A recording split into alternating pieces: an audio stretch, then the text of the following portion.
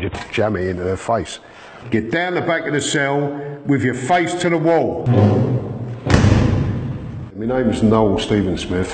For much of my life I was known as Razor. I was an armed robber in London for over 35 years, spent 32 years in prison, and I'm now editor of the prison magazine Inside Time. I was the only one arrested. None of my pals were ever nicked for it. They never knew who they were. And I was standing there on my own at the age of 47 or 49, and you hear a judge up there giving you 8 life sentences plus 80 years in concurrent sentences, and he's actually saying in his summing up that he hopes you're never released. You kind of figure your life is over, you know, I mean, that is a turning point. I just thought to myself, this is it. You know, that's the end of it. I'm going to die in prison.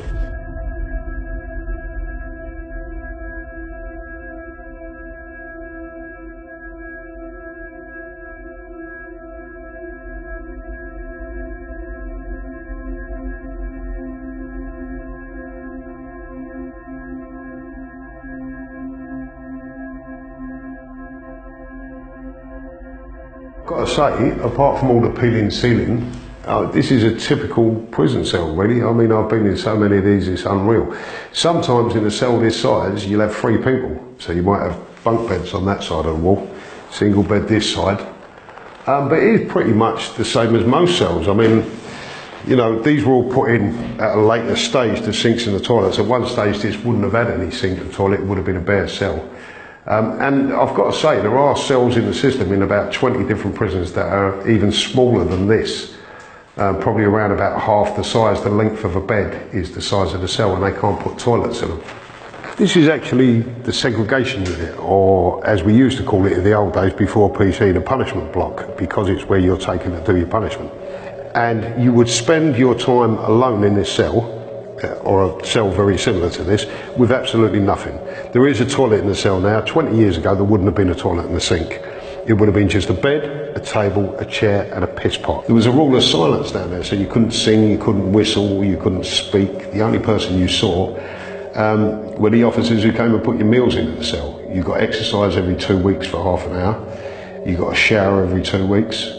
And basically it was a bit of a dire existence, to be honest with you. It was a bit of a living hell. They tell you before they come through, they shout through the door, get down the back of the cell with your face to the wall. If you didn't comply, you wouldn't get fed. So the prisoner would be standing at the back wall with his face to the wall, and the screws would use a broom handle to push the meal in on a plastic plate. And there it would lay amongst all the excrement. And once that was done, and that's all you heard 3 times a day was that, and then, boom, they're gone.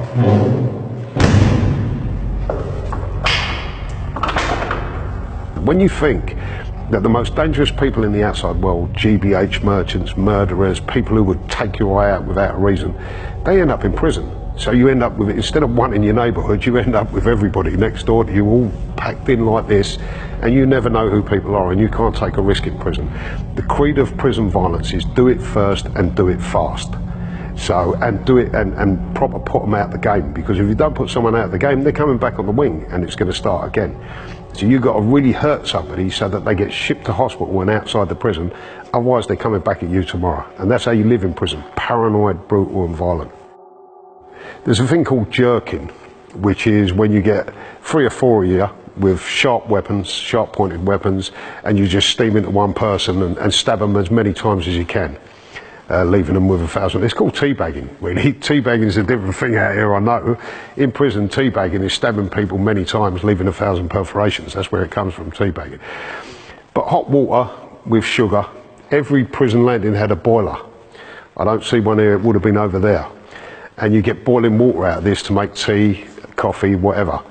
And what a lot of prisoners used to do was, if they really wanted to hurt someone, fill up their 2-pint jug, plastic jug, with hot water, boiling water out of it, pour a pound of sugar into it, throw it over somebody, it strips the skin and sticks to your face. It really is a horrific weapon.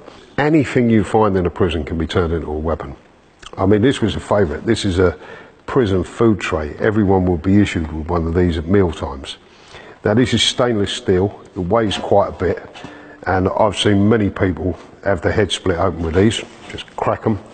A favourite trick in the old days in Borstal was to hold your tray like that, if you were going to do someone who was sitting down, and that edge there is very sharp, and just jam it into their face.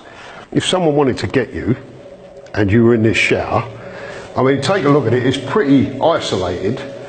There's enough room for 2 people in here, maybe 3 if you're lucky. Now imagine you're standing there naked, having a shower, and 3 guys in masks come through, fully clothed, and start stabbing you in the showers, which is what they normally do. They'll get you when you're naked, they know you've got no weapon with you, because you're naked. And that's the most dangerous time in prison, is when you're naked in the shower. Not because somebody wants to have sex with you, no, it's because somebody wants to hurt you severely. So this is the best time to do it. When you're vulnerable, preferably when you've just started washing your hair and the shampoo's in your eyes, they will be over at the door and they'll come flying in and boom, that'll be it. I mean, I can almost guarantee underneath some of these paint there's going to be blood stains on these walls, because there is in most prison showers. I think this is the kitchens. Now, a lot of people would have liked to work in these places, but they're also very dangerous. Apart from the slop they put out that prisoners had to eat, there was a lot of knives and stuff like that kept in here. And in fact, in Parkhurst prison a few years ago, a guy was stabbed to death in the kitchens, a murderer, with a carving knife by a sex offender. If you work in the kitchens, you don't have to eat the slop you put out, you make your own food. You know, you make it to how you like it, so you're all right. It's a case of I'm all right, Jack. And basically, I've seen people stirring the big tea urns or the porridge urns and just spitting in it casually, you know what I mean? The only way they could keep you out of the kitchens was if you had a blood-related disease that you could poison the whole prison. If you had hepatitis, they wouldn't let you in, work in the kitchens, although I do know people with hepatitis who worked in the kitchens. If you had HIV or AIDS, you couldn't work in the kitchens. And that was in case, and a lot of people would. You've got to imagine there's a lot of mad people, there's a lot of bad people and insane people in prison. And people with HIV would have no problem cutting their finger and dripping blood into your food. They do it to the sex offenders, you know, and it was just one of those things. And I mean, what you've got to take from that is prisoners on the whole are not really, you know, entirely balanced people. They're in prison for a reason. And doing strange things, especially with the people who have mental illnesses, is kind of de rigueur for them, you know, it's standard. So you could end up with someone in a prison working in the kitchens who's got HIV and is dripping his blood regularly into the food in the hope of contaminating everybody else. It happens. The thing you've got to take on board is prison is so paranoid. Prisoners are so paranoid. And we're all stuck in this one little small place. And it looks massive on film. But seriously, this is a small area, the whole prison. And you never go anywhere, and you're all there. So the paranoia is absolutely tremendous, and you never know when someone's plotting up on you, or someone wants to stab you, or someone wants to scald you. So everybody's in a heightened state of awareness. So all someone has to do is make a loud noise, and it all kicks off. You know, that's the thing about prison. It's a very violent place and a very paranoid place as well.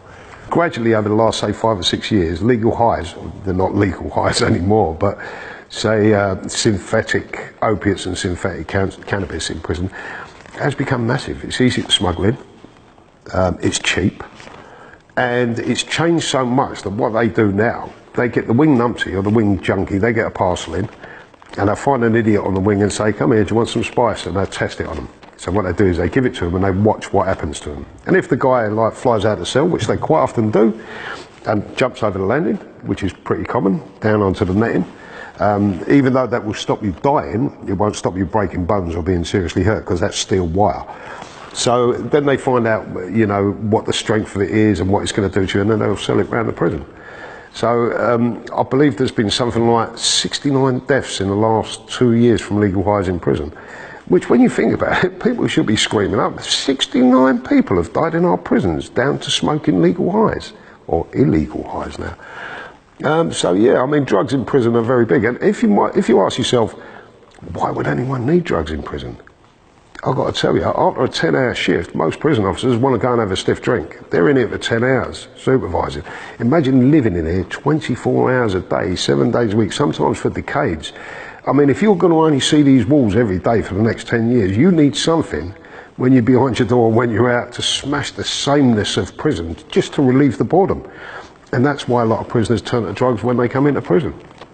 Well, like you know, the life I've been talking about, it takes something really, really big to kind of shake you out of that. And I was doing my life sentences in Whitemoor Prison in 2001, and I came back from the op plate one night. And if you see any sort of holy man on the landings in prison in the top security jails, like a priest, a vicar, imam, whatever, rabbi, you know that they're there to deliver bad news. They don't come on the landings unless they're there to deliver bad news.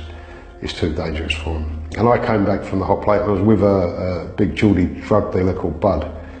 And just, you know, I sort of elbowed him and I went, look, I see the priest up the end of the land, and I went, someone's here for some bad news. And when I got up to my cell, it turned out it was me. And it was my 19-year-old son, Joseph, that died on the outside. And I was devastated, obviously. You know, you can't, it's really hard to explain how devastated you are. I mean, when the priest tried to tell me, when I realised that he was coming for me, I just flipped and I said, no. I said, don't talk to me. I said, get away from me. And he went, but I have to tell you. I said, you don't have to tell me nothing. I said, well, go away. I said, get out of my cell. Anyway, off he went and closed it. He got a screw to close the door and then told me through the closed door in case I attacked him. So I asked to be let out, went to the phoned up my ex-wife, and it turned out it was true. And then, I mean, that was kind of bad enough. I started thinking to myself, you know, I'm stuck in a top security prison, one of the diamond geezers walking around giving it a pig, and my son is dead outside and I can't comfort my family.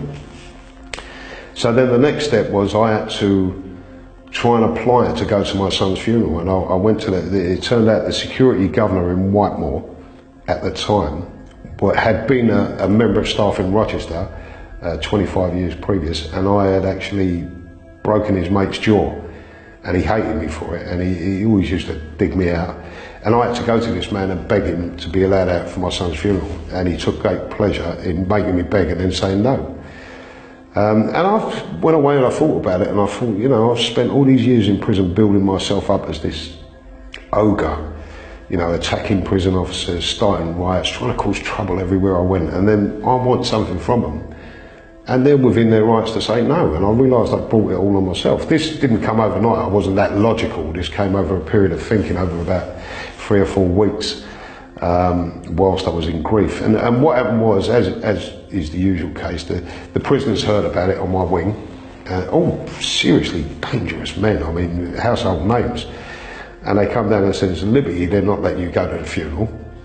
So what we're going to do is, on the day of the funeral, we're going to attack the screws, you know, in honour of your son. And I said, well, what's that? They said, we're going to get a load of washing up liquid, spread it all over the landing. He said, we're all going to get armed, then we're going to ring the riot belt, and when the screws come running on and they fall over, we're going to steam in, and we'll do as many as we can.